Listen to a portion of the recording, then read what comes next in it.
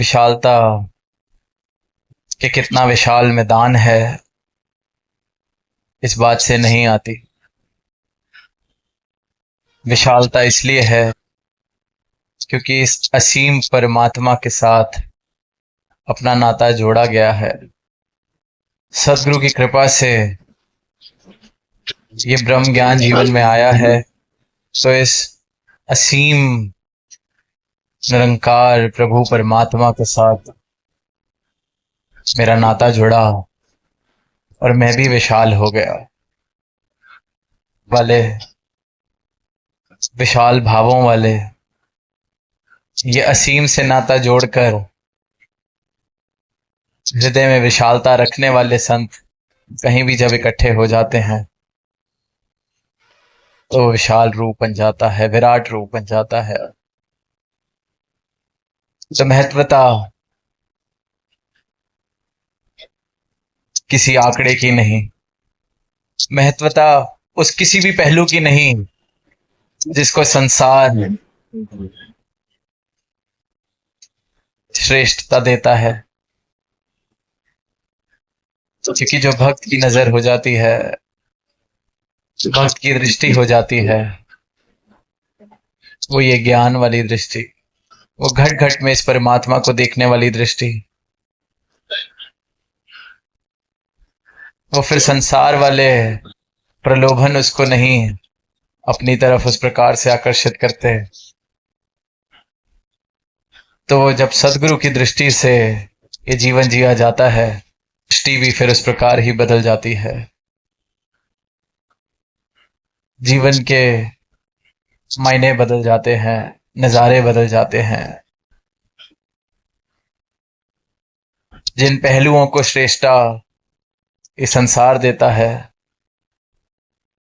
उन पहलुओं से उठकर, जैसे कमल कीचड़ से उठकर अपना अस्तित्व बनाता है, वैसे ही भक्त का जीवन भी संसार में रहते रहते उन सभी तौर तरीकों से, उन सभी पैमानों से ऊपर उठ जाता है, क्योंकि ये विशाल परमात्मा से अपना रिश्ता जोड़ लिया है और खुद भी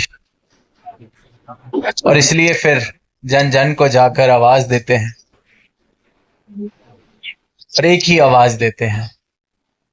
जो ये पीछे दास के बोर्ड लगा है उस पे भी हरदेव वाणी की पंक्तियां कि जिसकी भक्ति जिसकी पूजा उसका ज्ञान जरूरी है, यही आवाज संत देते आ रहे हैं, आज भी दे रहे हैं, युगों युगों से देते आ रहे हैं कि पूजा भक्ति आराधना अर्चना बहुत मुबारक है, पर जिसकी कर हर एक इंसान को आवाज दे रहे हैं कि जिसकी ये पूजा करी जा रही है, जिसकी भक्ति करने का प्रयास किया जा रहा है,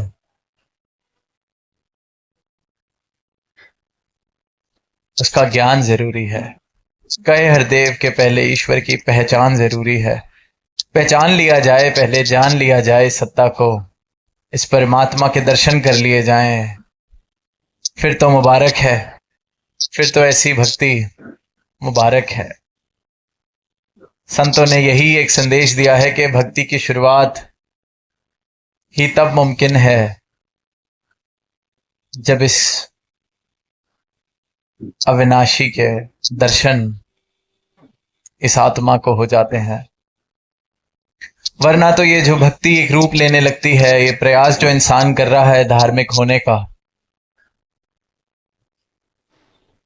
भक्त होने का, प्रभु के साथ एक रिश्ता कायम करने का जो प्रयास किया जा रहा है दुनिया में, वो भी भरपूर है भ्रमों से, भुलेखों से, सच्चाई से बिल्कुल दूर होकर वो जानते नहीं खुद को उसका प्रेमी बताया जा रहा है। और ये जो इंसान है इसके भ्रम कोई आज के कमाए हुए नहीं, ये आत्मा इतनी योनियों से अंधकार में जीती आ रही है, अज्ञानता में जीती आ रही है, तो पहला भ्रम तो इस आत्मा को ये हो जाता है, भी जुड़ने लगता है, अपने रंग नस्ल के साथ भी जुड़ने लगता है, किस भाषा किस प्रांत को मैं अपना कहता हूं, इस बात से भी मैं अपने आप को ऊंचा नीचा मानने लगता हूं। तो कोई अंत नहीं है इन भ्रमों का, इन उलझनों का। और फिर जब इंसान किसी पल में परमात्मा के साथ भी एक रिश्ता कायम, तो वो भी भ्रम, भ्रम के आधार पर परमात्मा का नाम लिया जा रहा है, भ्रम के आधार पर खुद को धार्मिक कहा जा रहा है। कुछ चंद कर्म करने से कोई धार्मिक नहीं हो जाता। कुछ दिन में 10-12 नाम लेने से, 10-12 बारी परमात्मा को याद कर लेने से कोई प्रभु प्रेमी नहीं हो जाता। हाल देख रहे हैं दुनिया का कि अपनी श्रेणी तो उनमें गिनी जाती है जो प्रभु प्रेमी हैं, तब त्याग करने वाले हैं, सेवा करने वाले हैं, कीर्न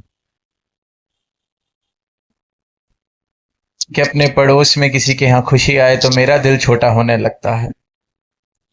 तो फिर ऐसा धार्मिक होना भी क्या धार्मिक होना हुआ, ऐसा प्रभु प्रेमी होना भी क्या प्रभु प्रेमी होना हुआ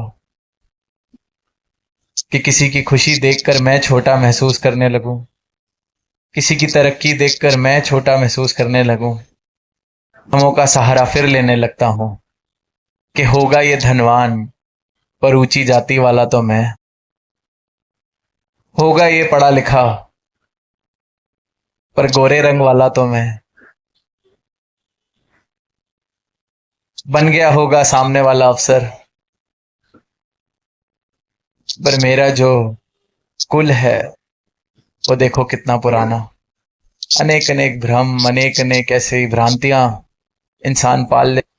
इन भ्रांतियों का सहारा इसलिए लेता जाता है ताकि खुद को किसी और से ऊंचा बता सके, अपने मन को यह दिलासा दे सके कि मैं कुछ हूं। इतनी धूल तान के हृदय पर, मन पर, कि अपनी सच्चाई से, अपनी पहचान से इतना दूर है इंसान। और फिर हास्य की बात तो ये है और तरस की बात भी ये है, अन मिलनी है जिस स्रोत को प्राप्त करके अपने आप को पहचानना है, उसका नाम लेना भी मैंने भ्रम के आधार पर ही शुरू कर दिया है। परमात्मा जिसको पाया जा सकता है, जिसको पाकर मैं इन सारे भ्रमों से दूर हो सकता हूं, मुक्त हो सकता हूं, इस परमात्मा के नाम पर ही इंसान ने सबसे ज्यादा भ्रांतियां, ऊंच नीच फैला रखी। तो ये हाल देखते हैं तो यही लगता है कि इंसान किस तरफ जा रहा है। जो घट घट में देखा जा सकता है उसको सीमित दायरों में बांधने की कोशिश करी जा रही है। जो सबका सर्व साझा है, जिसने सबको बुलाया है, ये मेरा भगवान, ये उसका भगवान, ये मेरी पूजा का स्थान, ये किसी और का स्थान, इन दायरों में बांटने का प्रयास इंसान करता जा रहा। किस तरफ जा रहा है? सवार है अपनी भ्रांतियों के आधार पर सिद्ध करने के लिए, कहीं पहुंचने के लिए, पर उसको पता नहीं चल रहा कि मैं कहीं पहुंच ही नहीं रहा हूं। इसलिए कहा गया जिसकी भक्ति, जिसकी पूजा, उसका ज्ञान जरूरी है, क्योंकि ये ज्ञान अगर जीवन में आ गया सदगुरु की कृपा से तो भ्रम समाप्त हो ही जाने हैं। क्योंकि भ्रम अगर जीवन में है तो उसका सिर्फ और सिर्फ एक कारण है और कुछ नहीं है। भ्रम अज्ञानता और अंधकार है, अंधेरा है, अंधकार है, अज्ञानता है, इसलिए रस्सी को सांप, अंधकार है इसलिए कहीं चल रहा हो नजर नहीं आता और कहीं भी टक्कर खा लेता है इंसान। तो फिर इन भ्रमों को मिटाने का में आती है इस परमात्मा को जानने की। और तभी फिर सदगुरु एक क्षण में बताते हैं कि तुम भी वही बूंद हो जिसने सागर में मिल जाना है, और पूरा का पूरा सागर। और फिर जो जीवन में एक बूंद के समान जी रहा था वो सागर जैसी विशालता प्राप्त कर लेता है। और इसलिए फिर ये विशाल है सब कुछ, क्योंकि सागर जैसी विशालता प्राप्त करके यह संत आए हैं। सही मायनों में विशालता प्राप्त करके संत आए हैं। इसलिए संतों के लिए कहा गया है कि संतन के मन रहत है सबके हित की बात। क्योंकि इतनी विशालता हासिल कर ली है, इतनी विशालता प्राप्त कर ली है कि सब अपने लगते हैं, इसलिए सबके हित की बात। संत अगर स्वार्थी होकर भी कोई अरदास करता है तो भी उसमें सबके हित की बात करता है, क्योंकि उसका स्वार्थ इतना बड़ा हो जाता है जिसमें सारी मानवता समाई हुई है। इतना स्वार्थी, इतना बड़ा स्वार्थ, सबके हित की बात। घट घट देखे अलग को, पूछे जात ना पात। हर घट में इस रमे राम को देख रहे हैं, अविनाशी को देख रहे हैं, तो फिर जात पात की बात पूछने की जरूरत कहां है, जब दर्शन ही इस परमात्मा के सब में कर रहा हूं। तो जात पात तो दिख ही रही है, एक ही जात है, ये परमात्मा सबकी जात है। और जिसको सदगुरु की कृपा से ये दृष्टि मिल जाती है, घट घट में इस अलग को देखने वाली दृष्टि मिल जाती है, उसको कोई जरूरत नहीं रहती जात पात पूछने की। उसको समझ आ जाता है कि जात है तो प्रभु की, मेरी भी वही, आपकी भी वही, दिखता ही बस अब यही है। तो इसलिए पूछे जात ना पात। करना क्या है पूछ के? दिख रहा है, साफ साफ दिख रहा है, अपनी जात भी दिख रही है, आपकी जात भी दिख रही है। इंसान बनाया है इस परमात्मा ने, इस परमात्मा की रचना है हम, तो हमारी जात भी तो ये परमात्मा हुआ। ऊंच नीच की भावनाएं, अमीर गरीब के फर्क सब खत्म हो जाते हैं। सब में इस घट घट में परमात्मा को देख रहे हैं। तो फिर वो इंसान जो घोड़े पे सवार है, जिसके जीवन में ब्रह्म ज्ञान आ जाता है, फिर उसको पता होता है मैं घोड़े को लेकर कहां जा रहा हूं। संसार को छोड़ने की बात नहीं की जाती कि संसार के काम बंद कर दिए जाएं, वनवास ले लिया जाए, कहीं ऐसी स्थान पर चले जाएं जहां अपने परिवार को छोड़ के, जिम्मेवारियों को छोड़कर सिर्फ प्रभु को जपा जाए। बिल्कुल भी नहीं।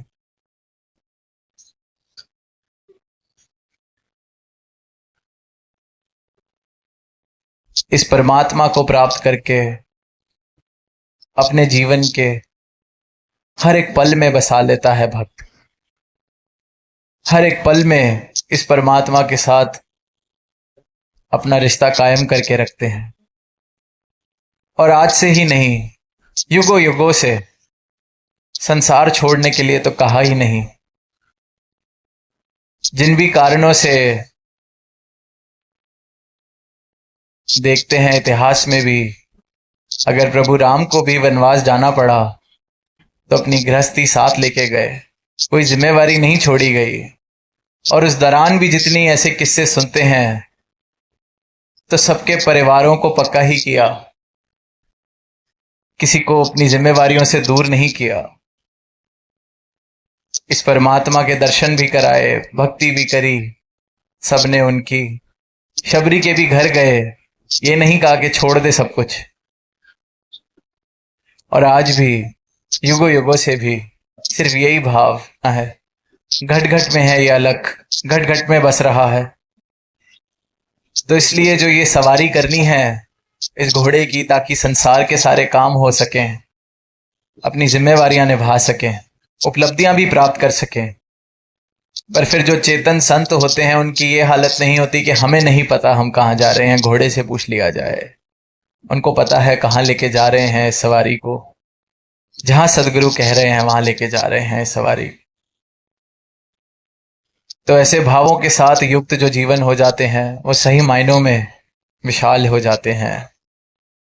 तो आज निरंतर पिछली कुछ देर से आवाज दी जा रही है कि इस अविनाशी को प्राप्त किया जा सकता है, देखा जा सकता है। कोई कहने सुनने की बात नहीं है, कोई कान रस तक सीमित नहीं है ये परमात्मा कि कुछ बातें की, कुछ किताबों की, कोई भजन गाए, बहुत आनंद आया, अब घर को चलते हैं। ऐसा आनंद तो, कान रस तो कहीं भी प्राप्त हो सकता है। मधुर संगीत सुनते हैं, कान रस तो वहां भी प्राप्त हो सकता है। कि जो ब्रह्मज्ञानी संत हैं ये तो संदेश दे रहे हैं कि ये परमात्मा जिसका नाम जपते हैं, वेदों में शास्त्रों में जिनका जिक्र है, इस परमात्मा को प्राप्त किया जा सकता है, देखा जा सकता है, इन आंखों से देखा जा सकता है, जीते जी देखा जा सकता है। सही मायनों में भक्ति वाला रिश्ता कायम किया जा सकता है। और ये कोई व्यक्ति विशेष के लिए आवाज नहीं दी जा रही, एक एक मानव के लिए आवाज दी जा रही है कि मानव तन मिला है तो आप सब परमात्मा को प्राप्त करने के, आप सबके भी हिस्से ये परमात्मा आ सकता है सिर्फ और सिर्फ सदगुरु की कृपा मेहर एक क्षण में मेरे जीवन को यूं बदल सकती है कि परमात्मा से ये परमात्मा, उस परमात्मा से इस परमात्मा, यूं बदल सकता है मेरा जीवन कि जो कल तक दूर था आज उससे कोई दूरी बन ही नहीं सकती। इस प्रकार का चमत्कार सदगुरु हर जीवन में करते हैं, करते आए हैं युगों युगों से, आज भी कर रहे हैं और निरंतर करते रहेंगे। हम भी इस चमत्कार को अपने जीवन में होता देख सकते हैं। सिर्फ और सिर्फ श्रद्धा से, भक्ति भाव से, समर्पित भाव से झोली फैलाने की जरूरत है। और ये परमात्मा तो झोली में आया ही हुआ है। तो दातार से यही अरदास, हर एक मानव इस परमात्मा को प्राप्त करके सही मायनों में भक्ति करता चला जाए, जीवन इतना खूबसूरत एक रूप लेता चला जाए, आपस में सिर्फ और सिर्फ प्रेम हो, एक दूसरे के लिए सद्भाव हो, और ऐसा ही संसार हम सब मिलके कायम करते चले जाएं जहां एक दूसरे के लिए सत्कार, प्रेम, सद्भाव वाली भावनाएं हो। तो इन्हीं शब्दों के साथ दास इजाजत चाहेगा प्रेम से कहना, धन्यवाद।